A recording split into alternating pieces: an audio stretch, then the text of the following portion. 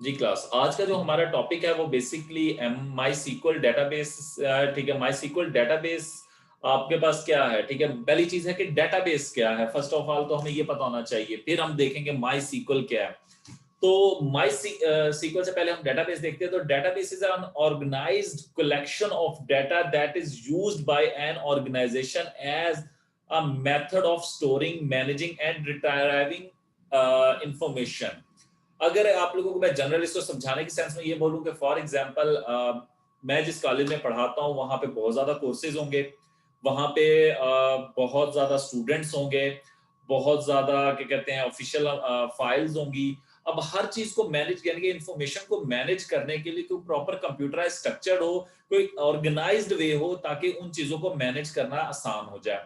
तो उसके लिए कंप्यूटर साइंस के अंदर एक चीज इंट्रोड्यूस करवाएगी जिसे हम डेटाबेस कहते हैं। अब डेटाबेस के अंदर क्या होता है, हर चीज टेबुलर फॉर्म में हमारे पास सेव हो रही होती है। अब वो टेबल्स फॉर एग्जांपल स्टूडेंट का है तो वो स्टूडेंट के टेबल के अंदर सिर्फ स्टूडेंट्स का टेबल रिकॉर्ड मौजूद होगा। फिर फीस का टेबल है तो फीस के टेबल के अंदर सिर्फ फीसिस का रिकॉर्ड मौजूद होगा। और अगर फॉर एग्जांपल कोर्सेज का रिकॉर्ड है तो वो सारा कोर्सेज का होगा। फिर अगर अटेंडेंस का रिकॉर्ड है तो वो सारा अटेंडेंस का होगा। अब एक प्रॉब्लम, फिर कुछ अर्सा गुजरा, ये तो सिर्फ इंफॉर्मेशन को एक टेबलर फॉर्म में सेव करने की बात होगी। अब इनको आपस में इंटरलिंक्ड किया गया। फॉर एग्जांपल किस स्टूडेंट की फीस एग्जिस्ट करती है, किसकी नहीं।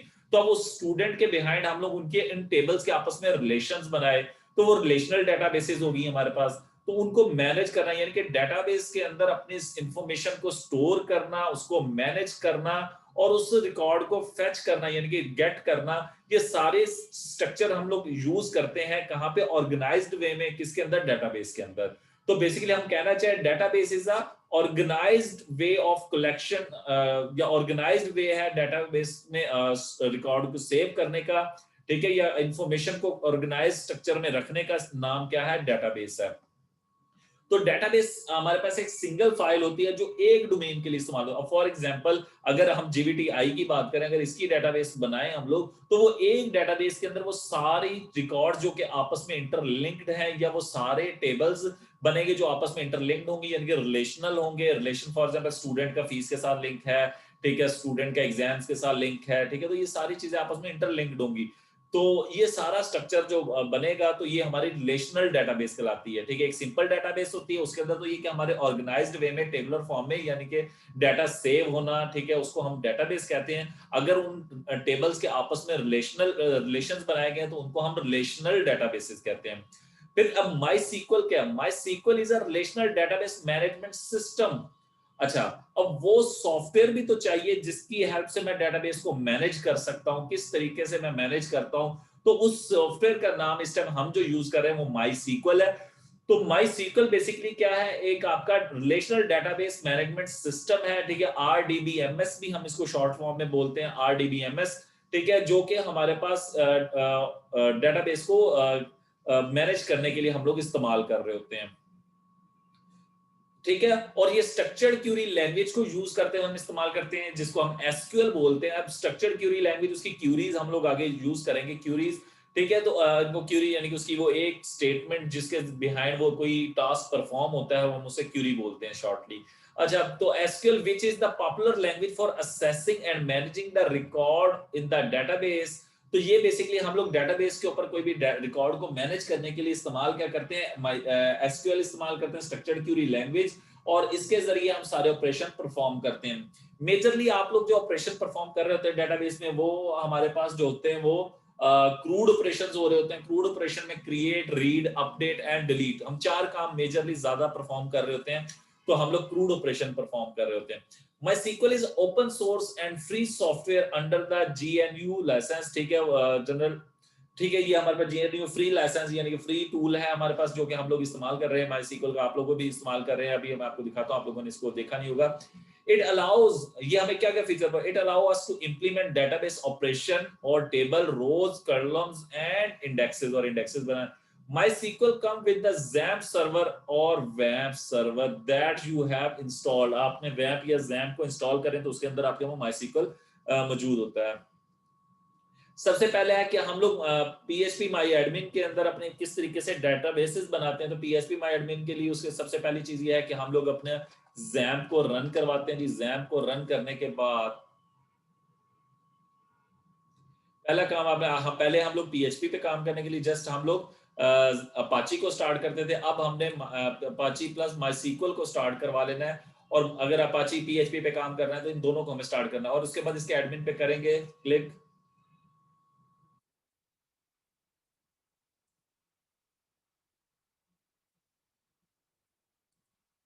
जैम्प को आपने स्टार्ट कर लेना है और उसके बाद एडमिन पे क्लिक करेंगे तो आपके पास पीएचपी माई एडमिन ओपन हो जाएगा, और पीएचपी माई एडमिन का ये आपका वो डैशबोर्ड है या मेन स्क्रीन आएगी, जो कि पीएचपी माई एडमिन की आप लोगों के सब बाय डिफॉल्ट ही आएगी। तो पहला तरीका ये कि आप लोगों ने इसे स्टार्ट करवाना है। स्टार्ट करने के बाद एडमिन के बटन पे प्रेस करेंगे तो वो आपके पास पीएचपी माई एडमिन ओपन कर देगा। फिर उसके बाद हमारे सामने ये वाली स्क्रीन आ गई, जो कि बेसिकली हम लोग इसको क्या है तो पीएचपी माई एडमिन का आपका डैशबोर्ड या मेन डिस्प्ले है, जो कि आपके पास शो करेगा वेब ब्राउजर के अंदर, जो भी आपका बाय डिफॉल्ट वेब ब्राउजर का। मेरे पास मैं क्रोम यूज कर रहा हूँ बाय डिफॉल्ट, तो ये मेरे पास भी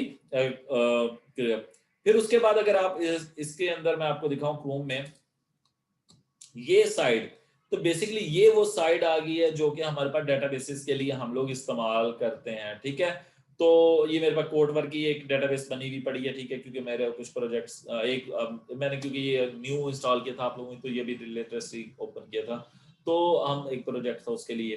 तो आप लोग क्योंकि जब नई डेटाबेस बनाएंगे तो आप लोग फॉर एग्जांपल इसके अंदर जितने टेबल्स हैं वो ये देखें ये मौजूद हैं, जितने भी टेबल्स इसके अंदर मेरे इस्तेमाल हुए थे। तो आप लोगों के लिए फॉर एग्जांपल न्यू डेटाबेस बनानी है तो उसके लिए न्यू का वर्ड आ रहा है, तो ये आपकी एक डेटाबेस फाइल है। अब ये देखें मेरे पास जो पहले से मौजूद है, अब ये देख लें उसके अंदर क्या बने हुए हैं, टेबल्स बने हुए हैं। अगर मैं किसी भी टेबल के ऊपर क्लिक करता हूँ,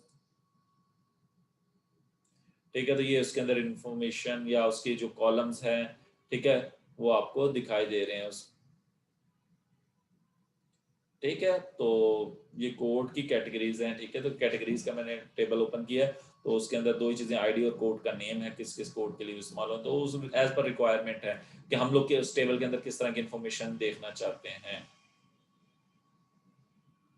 और फिर उसके बाद अगर आप लोगों ने न्यू डेटाबेस बनानी है जीरो से, तो उसके लिए यह है कि हम इस न्यू कीवर्ड के ऊपर क्लिक करते हैं तो हमारे पास ये ऑप्शन आ जाता है। हम यहाँ पे डेटाबेस का नाम रखते हैं। फॉर एग्जांपल मैं यहाँ पे अगर डेटाबेस बना रहा हूँ तो मैं उसका नाम रख रहा हूँ टेक्निकल, और ये उसकी टाइप हमारे पास आती है, तो मैंने लेटिन वन रखी हुई है। फिर उसके बाद क्रिएट करेंगे तो ये देखें मेरे पास टेक्निकल के नाम से एक डेटाबेस बन चुकी है। तो डेटाबेस बनाने के लिए क्या किया, मैंने न्यू कीवर्ड पे क्लिक किया, मेरे सामने ये वाली स्क्रीन है, यहाँ पे डेटाबेस का नाम और क्रिएट का बटन जैसे दबाया तो वो मेरी डेटाबेस बन चुकी है। मैंने टेक्निकल के नाम से बनाई थी, तो ये मेरे पास बन चुकी है डेटाबेस। किसी का कोई क्वेश्चन है यहाँ तक तो मुझे बता दें।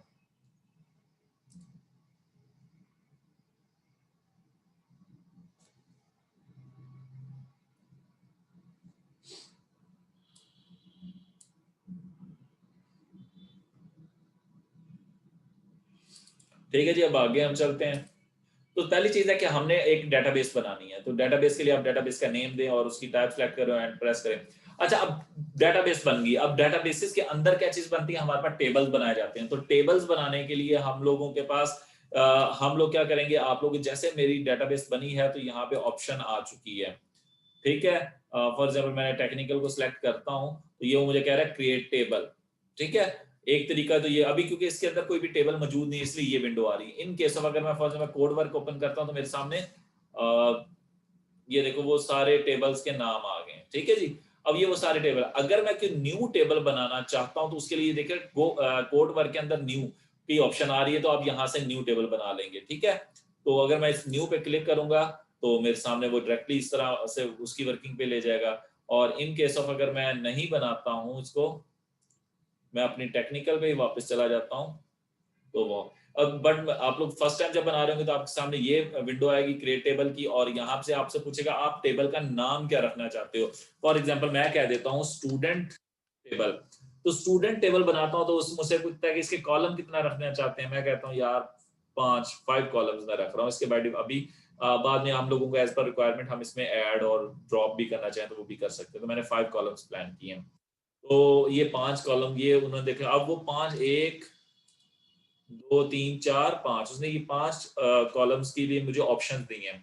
अब ऑप्शन दिया, फर्स्ट ऑप्शन में उसने मुझे कहा कि आप क्या रखना चाहते हैं, तो फर्स्ट ऑप्शन हमेशा हम एक रूल आप लोग समझ लें कि आप लोगों ने आईडी ही रखना है। तो ये देखिए मुझे सेम प्रोसीजर आपके सामने, यानी कि क्रिएट टेबल के अंदर मैंने जो हम लोगों ने किया, टेबल का नाम रखा स्टूडेंट, फिर उसके अंदर मैंने उसे बताया कितनी कॉलम्स रखने हैं, वो जैसे मैंने गो के बटन पे प्रेस किया तो ये वाली विंडो हमारे पास आ जाएगी। इस विंडो के ऊपर हम जाएंगे। अब हमने करना यह है कि हमने अपने कॉलम्स की जो जो फील्ड रखनी है वो सिलेक्ट करेंगे।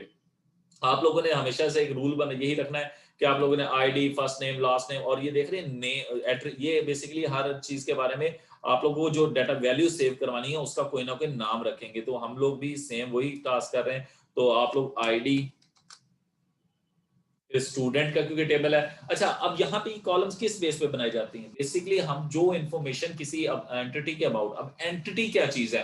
एंटिटी को मैंने डिस्कस किया था, entity is anything that about which we collects data, जिसके बिहाइंड हम लोग डाटा गेट करते हैं, ठीक है।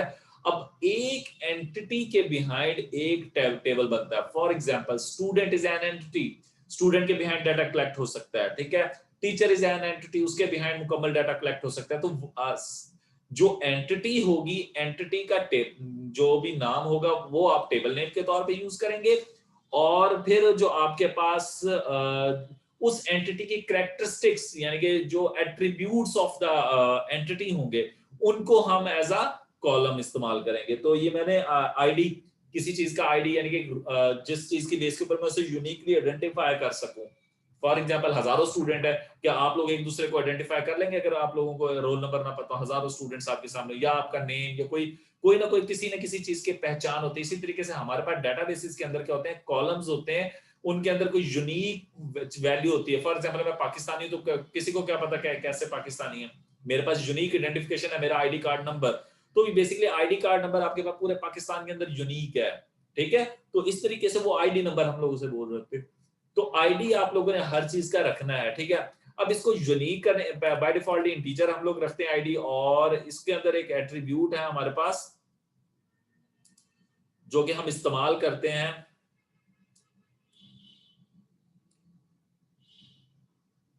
वो है एआई का ऑटो इंक्रीमेंट। अगर मैं इसको चेक कर दूंगा तो ये देखिए वो कह रहा है इंडेक्स नेम। अब ये इंडेक्सेस के बारे में अभी पीछे हमने पढ़ा था, इसके अंदर इंडेक्सेस क्रिएट करते हैं। इंडेक्सेस बेसिकली हम इसको यूनिकली आइडेंटिफाई करने के लिए आईडी, इसको मैं प्राइमरी, तो ये देखिए ऑटो इंक्रीमेंट हो गया प्राइमरी। अब इसके अंदर मुझे वैल्यू सेव करवाने की जरूरत नहीं होगी, मैं बाकी ये नेम और बाकी वैल्यू सेव करूंगा, ये ऑटो इंक्रीमेंटेड पे ही ऑटोमेटिकली इसको एडजस्ट कर लेगा। तो फिर उसके बाद नेम, अच्छा नेम जो होता है वो इंटीजर में नहीं होता, वो वारचार में होता है, ठीक है। या आप टेक्स्ट भी कर सकते हैं, बट ज्यादा सुटेबल वारचार है। वारचार मींस कैरेक्टर्स, और फिर उसके बाद लेंथ, कैरेक्टर्स की कितनी लेंथ पॉसिबल आप नेम के लिए रखना चाहते हैं। तो मैं सजेस्ट करता हूं मैक्सिमम 30, ठीक है। फॉर एग्जांपल किसी का नाम होगा, 30 कैरेक्टर्स मैक्सिमम होंगे, इससे ज्यादा कैरेक्टर्स पॉसिबल नहीं है जी। फिर हम लोग उसके अंदर मेजर चीज की तरफ आएंगे, ठीक है। जिससे कि हम लोग उसको नेम रखने जा रहे हैं, तो नेम हमेशा, और ये माइंड में रखिएगा आप लोगों की कैरेक्टरिस्टिक्स जो है यूनिक है। फॉर एग्जांपल स्टूडेंट की मैं बात करता हूँ, स्टूडेंट के पास आईडी है, आईडी आप लोगों ने हर चीज का टेबल का यूनिक आइडेंटिफायर हम लोग रखते हैं, आइडेंटिफायर बेसिकली स्टार्ट, ठीक है। तो हर टेबल का अपने आईडी का एक लाजमी रखना। फिर उसके बाद फर्स्ट, फॉर एग्जांपल एक स्टूडेंट की अगर मैं बात करूं, तो स्टूडेंट नेम या एसटीडी नेम कर सकते हैं आप उसे, फर्स्ट नेम कर सकते हैं, लास्ट नेम कर सकते हैं, age, contact number, registration number, roll number. तो इस तरीके से काफी चीज, अब रजिस्ट्रेशन नंबर भी यूनिक होता है और हमारे पास रोल नंबर भी यूनिक होता है। तो इस तरीके से हमारे पास काफी चीजें इंक्लूड आती हैं कि हम लोग रख सकते हैं। फिर उसके बाद आ जाती है दूसरी चीज, हम लोग उनकी डाटा टाइप सेलेक्ट करते हैं कि फॉर एग्जांपल ये देखिए मैंने अभी जो किया है, मैंने आईडी आईडी की डाटा टाइप रखी है इंटीजर। इंटीजर मतलब उसकी न्यूमेरिक वैल्यूज, ठीक है। अब उसकी लेंथ मैंने स्पेसिफाई नहीं की, तो आप लोग लेंथ स्पेसिफाई कर सकते हैं इंटीजर की कितनी लेंथ होनी चाहिए। तो मैं इसकी 3 लेंथ कर देता हूं। तो 3 लेंथ का मतलब है मैक्सिमम आईडी इसके अंदर 99 आ सकता है, अब इससे ज्यादा नहीं आ सकता। तो इसलिए अगर आप इसकी लेंथ स्पेसिफाई ना करें तो ज्यादा बेस्ट है। अगर आप कर देते हो तो फिर वो आप रिस्ट्रिक्ट कर देते हो कि इस टेबल के अंदर मैक्सिमम कितनी लेंथ का कैरेक्टर आ सकता है। फिर उसके बाद दूसरी चीज होती है डिफॉल्ट। डिफॉल्ट बेसिकली उसके अंदर आप लोग डिफॉल्ट वैल्यू क्या रखना चाहते हैं कि आप जब उसमें कुछ सेव ना करें तो क्या सेव हो, नल सेव हो, एज डिफाइंड, या नन, या करंट टाइम स्टैम्प, ठीक है। कोई टाइम स्टैम्प अगर आप सेव करवाना है, फिर उसकी कलेक्शन टाइप आपकी किस तरह की, किस कैटेगरी के अंदर उसको आप सेव करते हैं, ठीक है, तो ये भी आप लोग सिलेक्शन कर सकते हैं। फिर उसकी आप लोग बाइनरी अनसाइंड, ठीक है, यानी कि हमारे पास 0 1 की फॉर्म में सेव हो, ठीक है, या अनसाइंड हो, यानी कि माइनस आ सके ना आ सके, तो अनसाइंड 0 फॉल्ट, ये हमारे पास उसके एट्रीब्यूट्स है। फिर उसके बाद आप लोग उसको नल लेबल, ये जो होता है नल लेबल का मतलब है कि नल हो सके या ना हो सके, तो ये चीज आ गई। फिर उसके बाद इंडेक्सेस है, आप लोग प्राइमरी यूनिक रखना चाहते हैं, क्या रखना है, तो मैंने इसको प्राइमरी की बनाया, तो इसलिए वो प्राइमरी के ऊपर सेट हुआ है। फिर एआई ऑटो इंक्रीमेंट के लिए कमेंट, अगर इसके बारे में कोई आप लिखना चाहते हैं शॉर्ट नोट, तो वो आप लोग लिख सकते हैं। तो ये एट्रीब्यूट्स काफी हैं आप लोगों की अंडरस्टैंडिंग के लिए यहाँ तक, बाकी इतने ज्यादा यूज नहीं होते। फिर उसके बाद दूसरा एट्रीब्यूट है, फॉर मैंने नेम रखा, तो नेम के अंदर मैंने वारचार टाइप सेलेक्ट की। वारचार बेसिकली क्या है, कैरेक्टर्स की सेव करवाने के लिए, क्योंकि नेम के अंदर अक्सर होता है कैरेक्टर्स आ जाते हैं, तो कैरेक्टर्स के लिए मैंने 30 लेंथ स्पेसिफाई की है। और इसको मैंने डिफॉल्ट वैल्यू क्या है, नन का है, मैंने कहा कुछ भी अगर ना भी सेव हो, यानी कि अगर मैंने कुछ नहीं नेम सेव करवाया तो ना सेव हो, कोई इशू नहीं है। तो कलेक्शन आप लोग इसी तरह ऑटो इंक्रीमेंट है, किसका नहीं हम कर सकते ऑटो इंक्रीमेंट, जारी बात है किसी नेम का होता है, बाकी चीजों का नहीं होता है। फिर इसी तरीके से नेम के बाद हम लोग उसका फादर नेम रख सकते हैं एट्रीब्यूट, तो मैं उसका एट्रीब्यूट सेट कर रहा हूँ फादर नेम। बट एक चीज है, इसके अंदर हम स्पेस नहीं दे सकते, यानी कि आप लोग एट्रीब्यूट का नाम रखते हुए स्पेस आप लोगों को अलाउ नहीं है, तो आप लोग स्पेस नहीं दे सकते। तो आप क्या करेंगे, अंडरस्कोर लगा लेंगे, यानी फादर स्कोर अंडरस्कोर से डील कर लें, या एन कैपिटल कर लें, कैमल केस कर दें, इट्स ऑन टू यू, कि आप लोगों को जितना जिस चीज में ईज लग फील हो, तो आप लोग वही मेथड अप्लाई कर सकते हो। फिर उसके बाद आप लोग कॉन्टेक्ट नंबर या इन्फो रख सकते हैं। मैं यहाँ पे एड्रेस ले रहा हूँ जी, और क्लास, तो ये मैंने रखी है। और अब मैं फादर नेम को भी टाइप वारचार, और इसकी भी लेंथ में 30, एड्रेस को भी वारचार कर रहा हूँ, और इसकी लेंथ में 50 कर रहा हूँ, यानी कि 50 कैरेक्टर्स तक। और इसी तरह क्लास को मैं वारचार करके, क्लास के लिए मैं कहता हूँ आई थिंक सो 20 कैरेक्टर्स काफी है। और ये करने के बाद आप लोगों के पास ये आ रही है ऑप्शन सेव की, तो जैसे मैं सेव का बटन प्रेस करूंगा, तो उसने क्या किया है, टेक्निकल के अंडर एक क्रिएट कर दिया है मेरे पास टेबल, ठीक है, स्टूडेंट के नाम से मैंने बनाया, तो ये स्टूडेंट का टेबल बन गया, ये स्टूडेंट एंटिटी का मैंने, अगर इसके ऊपर मैं क्लिक करूं तो इसके अंदर कोई रिकॉर्ड मौजूद नहीं है। ये देखिए इसके अंदर कोई रिकॉर्ड भी इंफॉर्मेशन मौजूद नहीं है, ये सिर्फ ID, name, father name, address and class. अब अगर मैं फॉर एग्जांपल इसके अंदर कोई इंफॉर्मेशन इंसर्ट करवाना चाहता हूं, तो ये देखें, अगर मैनुअली कोई वैल्यूज इंसर्ट करना चाहते हैं आप लोग, तो आप इस तरीके से वैल्यूज को इंसर्ट करवा सकते हो। फॉर एग्जांपल आईडी आप नहीं भी यहां से भेजेंगे तो तब भी चले जाएगा। मैं नेम रख देता हूं फॉर एग्जांपल फैसल अमीर, यानी कि मैं अपना लिख रहा हूं नेम। एड्रेस में मैं कर देता हूं मुल्तान, और क्लास में कर देता हूं एम। तो अगर मैं इसको गो के बटन को प्रेस कर दूं, तो ये देखें वो इंफॉर्मेशन, ये क्यूरी बनी है उसके बिहाइंड जिस जो मेरी सेव हुई है।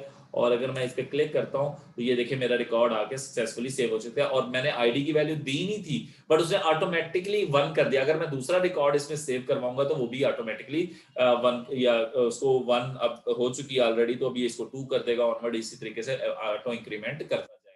तो हम लोगों ने बस करना ये कि इनके नेम रखते हुए ये रूल्स को कुछ फॉलो करना, और आईडी को हमेशा ऑटो इंक्रीमेंट पे लगाना, कि हम लोगों को मैनुअली आईडी ऐड ना करना पड़े, सिस्टम खुद जनरेट कर रहा है। तो ये उसने 1 देख लें खुद ब खुद दिया है, मैंने उसे नहीं दी थी ये वैल्यू। तो हमने सिर्फ और सिर्फ डेटाबेस बनानी है, टेबल बनाना है। टेबल बन जाने के बाद हम लोग अपनी पीएचपी कोडिंग के जरिए, यानी कि डेटाबेस को और उसको कनेक्ट करवाएंगे, हम वो चीजें कल पे बेस करेंगे।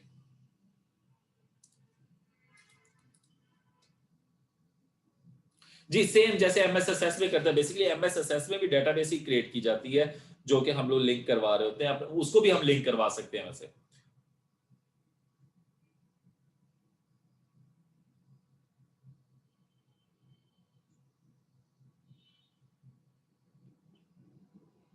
तो बेसिकली ये हमारे पास, ये आज हमने जो टारगेट किया वो हमने टेबल डेटाबेस बनाई, उसके बाद उसके अंदर हमने टेबल बनाया, ठीक है, टेबल स्टूडेंट के नाम, और उसके अंदर इंसर्ट करना रिकॉर्ड। तो उसके लिए आप लोगों के पास नोट्स के अंदर थोड़ी सी थ्योरी है, तो हम लोग उस थ्योरी को भी डिस्कस कर लेते हैं। ठीक है। इंसर्ट रिकॉर्ड जो होता है वो दो तरीके से होता है, एक हमारे पास डायरेक्ट, अभी डायरेक्ट वे तो हम लोगों ने पीएचपी एडमिन के जरिए अप्लाई कर लिया है, ठीक है। और उसके बाद एसक्यूएल की क्यूरी है इंसर्ट की, वो हम लोग अप्लाई करेंगे इंशाल्लाह कल, ठीक है। पहले आप लोग यहां तक के अपने पॉइंट सारे क्लियर करें, तो उसके लिए हम थोड़ी सी इसकी थ्योरी को डिस्कस कर लेते हैं। तो creating database in PHP admin, सबसे पहले ये to access PHP admin you first need to start MySQL service, हमने भी अपने पास सबसे पहले स्टार्ट किया। फिर उसके पास दूसरा स्टेप 2 है ओपन योर वेब ब्राउजर, और उसके अंदर आप लिखेंगे लोकल होस्ट पीएचपी माई एडमिन, ठीक है। एक तरीका ये है। ये दूसरा तरीका आपको मैं एक और शॉर्ट वे बता देता हूं, आप लोगों ने स्टार्ट करते ही इसके यहाँ पे एडमिन पे क्लिक करेंगे तब भी वो आपके पास ओपन हो जाएगा, तो आप इस पेज पे पहुंच जाएंगे। फिर उसके बाद आप लोगों ने डेटाबेस क्रिएट कर दी है, तो राइट साइड पे आपके पास ऑप्शन आ रही होती है न्यू की, आप उस पर क्लिक करेंगे तो वो आपको इस ऑप्शन दे देगा, ये सामने आपके ऑप्शन आ जाएगी। वहां पे आप लोग डेटाबेस का नाम और उसके बाद क्रिएट पे क्लिक करेंगे तो वो आपके पास डेटाबेस क्रिएट कर देगा। अब डेटाबेस क्रिएट हो चुकी है, तो डेटाबेस के अंदर हमारे पास होते हैं टेबल, तो हमने टेबल क्रिएट करना है, तो ये आपके सामने ऑप्शन आ गई है, ठीक है। ये वाली स्क्रीन आएगी, स्क्रीन के ऊपर आपके पास ऑप्शन होगी कि आप लोग टेबल का नाम क्या रखना चाहते हैं, नेम, तो आप उसके नेम रखें, और कितने कॉलम्स उसके अंदर बनाना चाहते हैं तो वो आप कॉलम्स ऐड कर दोगे, तो वो भी आपके पास डेटाबेस क्रिएट हो जाएगी। फिर उसके बाद आपके सॉरी टेबल डेटाबेस के अंदर टेबल क्रिएट हो जाएगा। फिर आपके पास ये वाली स्क्रीन आ जाएगी। अब टेबल क्रिएट हुआ बट उसके एट्रीब्यूट्स डिफाइन नहीं हुआ, अभी एक्चुअली बना नहीं है, सिर्फ नाम रखा गया हमारी तरफ से। फिर हम लोग क्या करेंगे, उसकी ये फील्ड सेलेक्ट करेंगे, यानी कि एट्रीब्यूट्स के क्या नाम रखने हैं और उनकी डाटा टाइप क्या रखनी है, उसकी लेंथ कितनी रखनी है, और ऑटो इंक्रीमेंट पे लगाना है या नहीं लगाना है, इट्स ये हम लोग डिसाइड करेंगे। यानी कि हम उसकी मुकम्मल, यानी कि एक एट्रीब्यूट्स की डेफिनेशन बयान कर रहे होंगे, इसको बेसिकली हम कहते हैं डेफिनेशन करना, किसी चीज एट्रीब्यूट को डिफाइन करना कि वो किस टाइप का है, उसके अंदर क्या क्या चीजें इंक्लूड होंगी क्या नहीं होंगी, तो वो सारी चीजें हम सेट करेंगे। तो हम लोगों ने यहाँ पे नेम रखना है, उसके बाद उसकी टाइप सेलेक्ट करेंगे और उसके और लेंथ वगैरह स्पेसिफाई करेंगे। तो ये स्पेसिफाई करने के बाद हम लोग जब ये हम सारी एट्रीब्यूट्स, यानी कि हमने पहले फॉर एग्जांपल आईडी रखा, फिर नेम रखा, फादर नेम रखा, फिर हम लोगों ने एड्रेस, और फिर एंड पे क्लास रखा, तो हम ये सारी चीजें वहां पे क्रिएट कर लेंगे। तो ये करने के बाद हम लोग ये नीचे हमारे पास ऑप्शन आ रही है सेव की, जैसे हम लोग सेव का बटन प्रेस करेंगे तो वो हमारे पास एक टेबल क्रिएट कर देगा डेटाबेस में। अब डेटाबेस में फिर इवन कि आप लोग वहां से डेट टाइप, यानी कि कहीं अक्सर होता है हमने डेट ऑफ बर्थ सेव करवानी है, तो उसके लिए हमें डेट टाइम का भी वेरिएबल हम लोग वहां पे सिलेक्ट कर सकते हैं। मैंने वारचार सिलेक्ट की क्योंकि वारचार बेसिकली हमारे पास इस्तेमाल होता है कैरेक्टर्स के लिए, तो हम लोग, मैंने कहा वारचार, और कितने कैरेक्टर्स, उसका लेंथ मैंने दे दी 30, तो 30 कैरेक्टर्स की मेरे पास स्ट्रिंग मैं उसमें सेव करवा सकता हूँ। फिर मैंने आईडी को एज अ प्राइमरी की अगर सिलेक्ट किया था, मैंने ऑटो इंक्रीमेंट पे लगाया था ताकि वो ऑटोमेटिकली इंक्रीमेंट हो जाए, ठीक है। फिर उसके अंदर हम लोगों ने रिकॉर्ड ऐड करना है, तो रिकॉर्ड ऐड करवाने के दो तरीके हैं, इंसर्ट डायरेक्टली है, तो इंसर्ट डायरेक्टली का तरीका मैंने आपको बताया कि आप लोग क्या करेंगे, अपने पास उस टेबल को सिलेक्ट करेंगे और वहां पे इंसर्ट की ये ऑप्शन है, इसके ऊपर क्लिक करोगे तो ये आपके पास वैल्यू होगी, यहाँ पे जो जो वैल्यूज आप सेव करवाना चाहते हैं। अब आईडी तो आपने ऑटो इंक्रीमेंट पे लगा, तो इसके लिए हम आईडी की वैल्यू नहीं भेजेंगे, सिर्फ और सिर्फ हम ये बाकी वैल्यूज को सिलेक्ट करेंगे और जैसे गो का बटन दबाएंगे तो वो सारी वैल्यूज को सेव करवा देगा।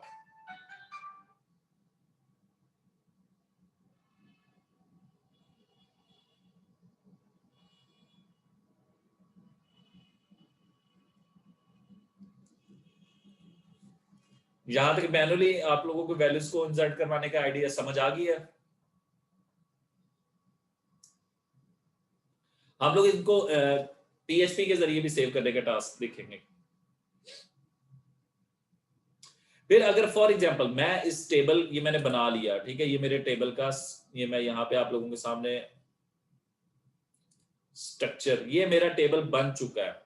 अगर मेरे बाद में मेरे मुझे फॉर एग्जांपल समझ आता है कि यार मैंने इसके अंदर कुछ न्यू एट्रीब्यूट्स या कॉलम्स और ऐड करने, तो उसके लिए यहाँ ये आपके सामने ऑप्शन आ रही है, आप लोग यहाँ पे उसके लिए जितने कॉलम्स आप ऐड करना चाहते हैं वो सिलेक्ट करेंगे, कहाँ पे ऐड करना चाहते हैं, आफ्टर आईडी, आफ्टर नेम, किस पोजीशन पे, या सबसे स्टार्ट में ऐड करना है, यानी कि हमारे पास ये सारी ऑप्शन वो हमें बता देगा। फॉर एग्जाम्पल मैं कहता हूँ मैंने एक कॉलम ऐड करना है, तो मैं इसके ऊपर गो पे क्लिक करूंगा तो ये मेरे पास उसे ऐड करवा देगा।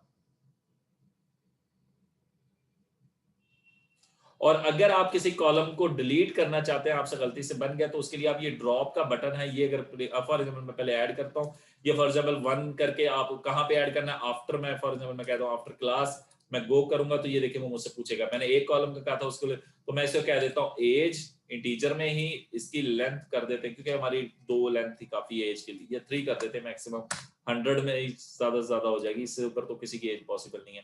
तो मैंने 3 कर दिया और इसको सेव पे क्लिक करूंगा, तो ये देखिए मेरे टेबल के अंदर, स्टूडेंट टेबल के अंदर एज का एट्रीब्यूट भी आ चुका है। अगर फॉर एग्जांपल मैं इसको सपोज डिलीट करना चाहता हूं, मैं यानी कि मैंने एज का जो फील्ड ऐड किया इसको मैं डिलीट करना चाहता हूं, तो आप ये ड्रॉप का बटन है, इसको क्लिक करें। वो आप कह रहा है कि do you really want to execute alter. Alter की क्यूरी बेसिकली एग्जीक्यूट होती है किसी भी टेबल के किसी कॉलम्स वगैरह को डिलीट करने के लिए, और ऐड करने के लिए भी अल्टर की क्यूरी ऐड चलती है, ठीक है। तो मैंने इसको अल्टर के ड्रॉप किया, तो वो देखें वो मेरा जो मैंने ऐड की थी एज का कॉलम, वो मेरा डिलीट हो चुका है। तो उसके लिए ड्रॉप करते हैं हम लोग, और अगर ऐड करवाना तो यहाँ से ऐड की ऑप्शन है, फिर उसके बाद कहाँ पे ऐड करवाना उस पोजीशन का, और फिर गो का बटन दबाएंगे तो वो हमारे पास ऐड कर देगा।